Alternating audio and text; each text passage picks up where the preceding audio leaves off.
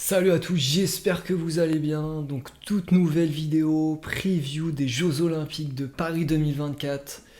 Donc cette année qui ont lieu en France. Donc vraiment très très grand événement. Très excité personnellement par ce tournoi olympique. Donc nous on va se concentrer sur le tennis. Donc comme d'habitude, petite présentation de ce tournoi. Et on passera tout de suite à la partie favori et outsider. Donc le tenant du titre, c'est Alexander Zverev qui a remporté ce tournoi il y a 3 ans au JO de Tokyo. La surface, donc terre battue traditionnelle, c'est à Roland Garros. Donc la surface, je pense qu'elle sera un petit peu plus lente que fin mai début juin. Comme c'est moins humide et qu'il fait un petit peu plus chaud, je pense qu'on aura une surface un petit peu plus lente. Donc ça va profiter aux lifters. Voilà, quelques infos supplémentaires. C'est format 2-7 gagnants, donc il n'y aura pas de match en 5-7. Donc ça va avantager des joueurs comme Djokovic et Nadal qui commencent à peiner physiquement. Et autre info supplémentaire, le Serbe Djokovic qui n'a pas remporté la moindre médaille olympique dans sa carrière. Donc je pense qu'il va avoir à cœur de bien faire sur ce tournoi. Voilà, c'est tout pour cette petite présentation. On passe tout de suite aux favoris.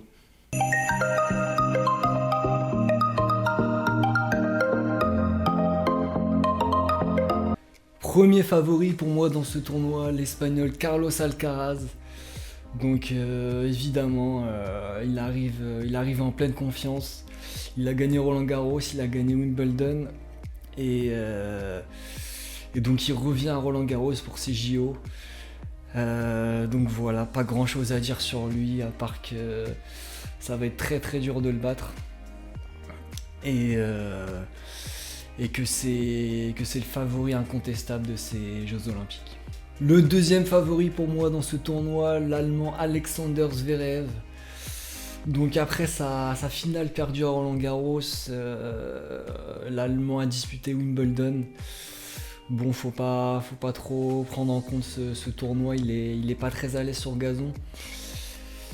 Mais il a disputé dernièrement un tournoi chez lui à Hambourg, où il a perdu en finale, donc c'est un ATP 500.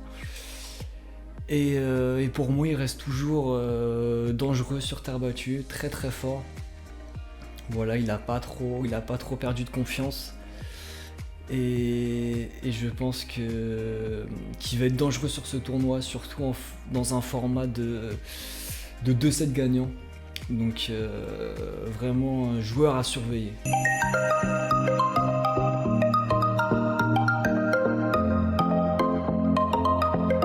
On passe tout de suite à la partie outsider. Donc le premier, c'est Novak Djokovic.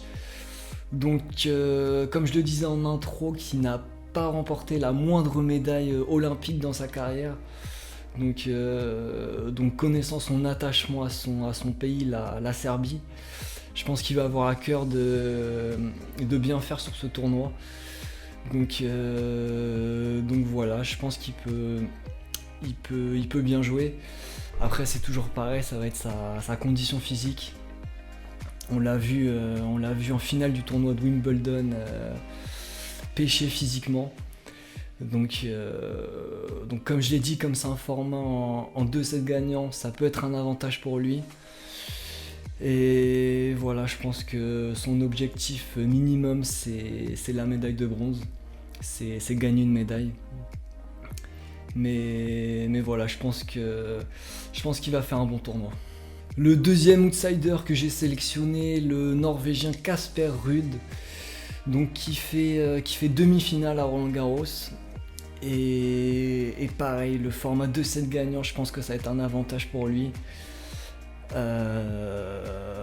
Voilà, je pense que c'est un joueur qui va faire un bon tournoi. Il a toujours bien joué à Roland Garros. Donc il peut aller chercher une médaille. Le troisième et dernier outsider, l'Espagnol Rafael Nadal. Bon, j'hésite à le mettre. Mais bon, je me dis que c'est probablement l'un de ses derniers matchs à Roland Garros. Donc voilà, pourquoi pas. Après, il vient de perdre en finale au tournoi 250 de Bastad. Donc dans ce tournoi, il a enchaîné pas mal de matchs. Et malheureusement, il perd en finale, complètement diminué physiquement. Donc voilà, à l'image de Djokovic, c'est vraiment le physique qui pêche. Mais voilà, comme je l'ai dit, format 2-7 gagnant. Donc ça peut être un avantage pour lui. Et sur un malentendu, il peut au moins gagner une médaille. Voilà, c'est tout pour les favoris et les outsiders. On passe tout de suite aux meilleures chances françaises dans ce tournoi.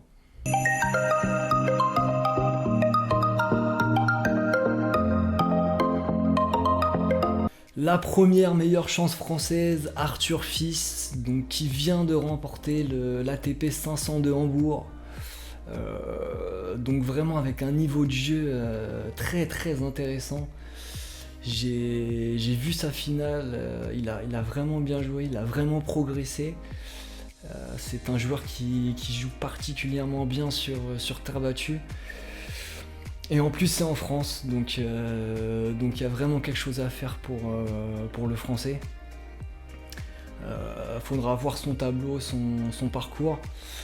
Mais voilà, s'il a un tableau dégagé, pourquoi pas aller chercher une médaille. Deuxième meilleure chance française, Corentin Moutet. Donc il faut déjà savoir qu'il y avait 4 Français de sélectionnés pour ces JO. Et pour moi, c'est les deux meilleures chances françaises, Moutet et Fils, que j'ai sélectionné. Donc Moutet, il a fait un bon parcours à Roland-Garros cette année. Il perd en 8ème de finale contre Sinner ou en quart, je sais plus. Enfin bref, il fait un bon tournoi. Je crois qu'il a fait l'impasse sur la saison sur gazon. Je pense qu'il faut mieux. Donc voilà, il va vraiment être full focus sur ces JO. Et je pense qu'avec le public, il peut vraiment être intéressant. Et pourquoi pas créer la sensation. C'est tout pour les meilleures chances françaises. On passe tout de suite au tableau du tournoi.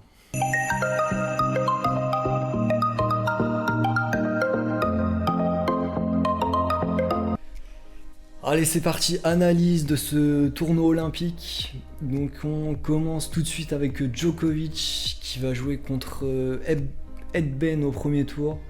Donc un joueur que je ne connais même pas. Et qui devrait jouer Nadal dès le deuxième tour. Donc ça c'est intéressant. Mais Nadal va devoir s'employer. Parce qu'il joue Fucsovics lui au premier tour. Donc voilà, j'espère que les deux vont gagner, ça fera un deuxième tour vraiment intéressant. Je pense qu'on s'en lèche tous les babines. Voilà, ensuite Arthur Fils qui va avoir un premier tour compliqué contre l'Italien Arnaldi. Vous vous souvenez qu'a fait un très bon Roland Garros. Donc on croise les doigts pour le français.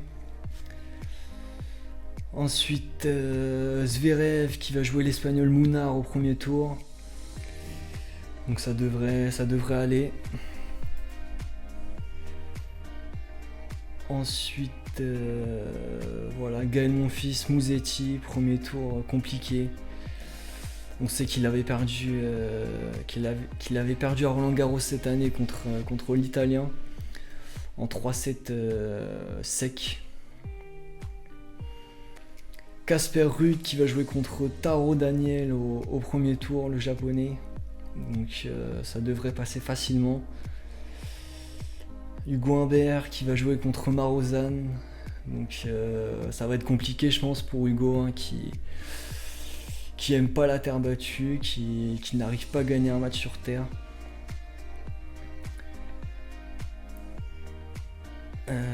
Donc Corentin Moutet qui va jouer contre l'Indien Nagal au premier tour.